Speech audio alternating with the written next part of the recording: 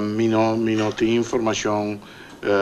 de que motivar isso exatamente. A ideia estava mirando a agenda para já na ormicinta com o grupo que atrás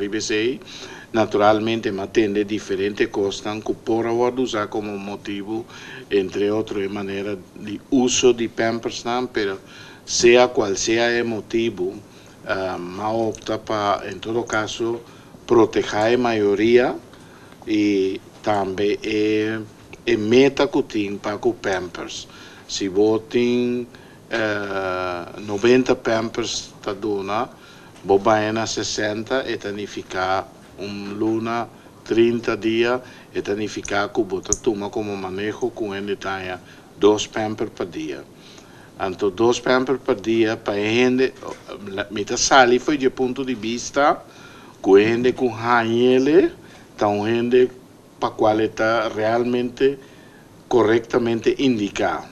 Então, isso significa que bota força a gente que dá basta hora com pamper, de caso que não, por exemplo, com urina, com a consequência que uria de urina e outras substâncias finalmente pode terminar a afetar em seu corpo, com toda consequência que se por ti, que também custava muito mais que pamper. E me tinha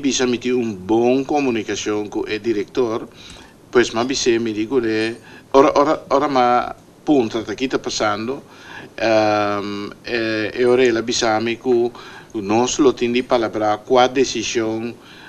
se me se guardo consultar e qual não, então ma bisele